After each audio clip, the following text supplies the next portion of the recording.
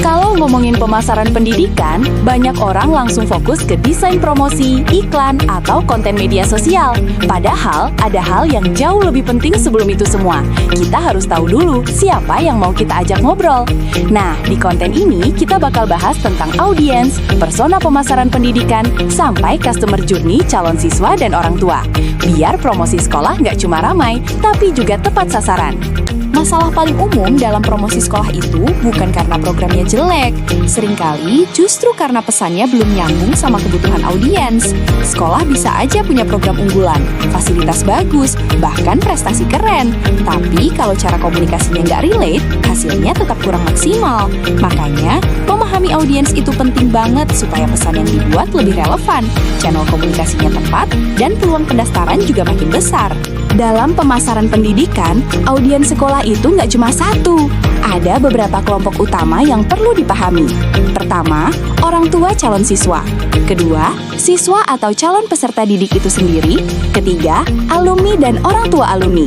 Keempat, masyarakat sekitar atau komunitas. Dan kelima, guru BK, guru sekolah asal, atau pihak lain yang bisa jadi perantara informasi. Setiap segmen ini punya kebutuhan, kekhawatiran, dan cara menerima informasi yang beda-beda. Jadi nggak bisa disamakan semua. Kita mulai dari dua segmen yang paling utama, yaitu orang tua dan siswa.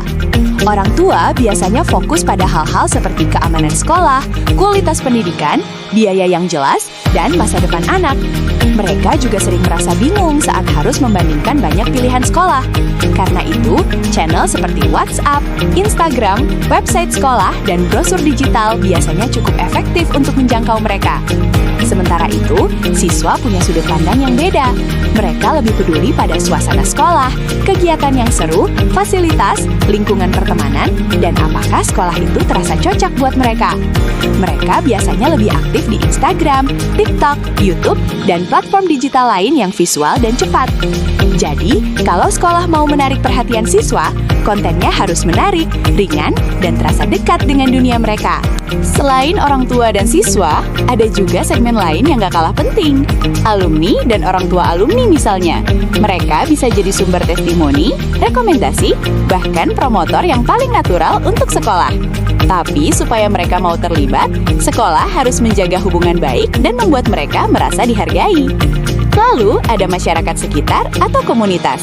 Buat segmen ini, yang paling penting adalah citra sekolah. Apakah sekolah terlihat positif, terbuka, dan punya kontribusi ke lingkungan? Terakhir, ada guru BK atau guru dari sekolah asal.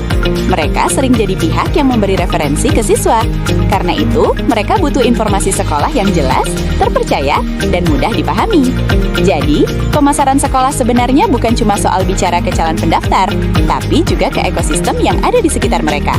Sekarang kita masuk ke persona. Persona itu gambaran representatif dari target audiens kita. Contohnya, kita punya persona orang tua bernama Ibu Rina, usia 39 tahun, seorang pekerja aktif yang tinggal di perkotaan. Tujuan utamanya adalah mencari sekolah terbaik untuk anaknya, bukan cuma dari sisi akademik, tapi juga karakter, keamanan, dan masa depan. Kekhawatiran Ibu Rina biasanya seputar biaya yang nggak transparan, anak yang takutnya nggak berkembang, atau sekolah yang kurang disiplin. Pertanyaan yang sering muncul juga cukup khas, seperti kurikulumnya seperti apa, biayanya berapa, fasilitasnya bagaimana, dan lulusannya biasanya lanjut kemana. Nah, dengan memahami persona seperti ini, sekolah bisa bikin komunikasi yang lebih tepat, bukan sekadar promosi yang umum. Kalau dari sisi siswa, kita bisa bayangkan persona seperti Adit, usia 15 tahun. Adit aktif di media sosial, suka eksplor hal baru, dan pengen sekolah yang gak ngebosenin. Buat siswa seperti Adit, sekolah yang menarik itu biasanya punya kegiatan seru, fasilitas bagus, lingkungan yang nyaman, dan image yang keren. Dari sisi digital, siswa seperti ini lebih suka konten yang singkat, visual, dan autentik. Misalnya video suasana sekolah, behind the scene kegiatan, testimoni siswa, atau highlight ekstrakurikuler. Jadi, kesan pertama siswa terhadap sekolah seringkali terbentuk dari apa yang mereka lihat secara visual. Bukan dari brosur panjang, tapi dari pengalaman digital yang terasa nyata. Setelah paham siapa audiensnya, kita juga perlu mengerti perjalanan mereka sebelum daftar. Ini yang disebut customer journey. Tahap pertama adalah awareness, alias saat orang tua atau siswa baru pertama kali tahu tentang sekolah. Mereka bisa kenal sekolah dari banyak sumber, bisa dari Instagram atau TikTok, rekomendasi teman dan alumni, website sekolah, event pendidikan, atau hasil pencarian di Google. Di tahap ini, fokus sekolah adalah membangun kesan pertama yang jelas, menarik, dan gampang dipahami. Jadi, konten yang cocok biasanya berupa profil singkat sekolah, program unggulan, fasilitas, dan aktivitas siswa. Intinya, bikin orang langsung paham, sekolah ini sebenarnya punya value apa sih? Setelah tahu, mereka masuk ke tahap berikutnya yaitu consideration. Di tahap ini, calon siswa dan orang tua mulai membandingkan sekolah kita dengan pilihan lain. Mereka mulai mikir, apa sih keunggulan sekolah ini? Apakah biayanya masuk akal? Budaya sekolahnya cocok nggak?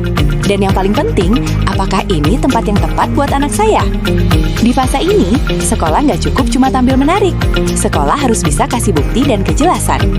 Konten yang efektif biasanya berupa FAQ BPEB, testimoni orang tua dan siswa, detail program, video suasana sekolah, sampai open house atau trial class. Karena di tahap ini, audiens lagi cari rasa yakin. Nah, tahap terakhir adalah decision. Di sini, calon siswa dan orang tua sebenarnya sudah siap mengambil keputusan untuk mendaftar. Tinggal satu hal penting, apakah sekolah mempermudah langkah mereka atau justru bikin ribet? Yang mereka butuhkan di tahap ini sebenarnya simpel. Alur pendaftaran yang mudah, informasi biaya yang jelas, admin yang responsif, dan rasa yakin bahwa mereka memilih tempat yang tepat. Jadi, fokus sekolah harus benar-benar ke action. Gunakan CTA yang jelas, panduan daftar yang ringkas, nomor admin yang aktif, info deadline PPDB, dan kalau bisa pendampingan yang personal. Karena kadang orang bukan batal daftar karena nggak tertarik, tapi karena prosesnya bikin bingung. Dari semua pembahasan ini, kita bisa lihat kalau pemasaran pendidikan itu bukan cuma soal promosi yang ramai atau desain yang keren. Yang paling penting adalah memahami siapa audiens kita, apa yang mereka butuhkan, apa yang mereka khawatirkan, dan bagaimana mereka mengambil keputusan. Kalau sekolah bisa menyampaikan pesan yang tepat ke orang yang tepat di waktu yang tepat, maka promosi akan terasa jauh lebih efektif dan bermakna. Jadi, sebelum bikin konten, pasang iklan, atau menyusun strategi PPDB, pastikan dulu satu hal, apakah kita benar-benar sudah paham siapa yang sedang kita ajak bicara. Karena pada akhirnya, pemasaran sekolah yang kuat selalu dimulai dari pemahaman yang tepat tentang audiens.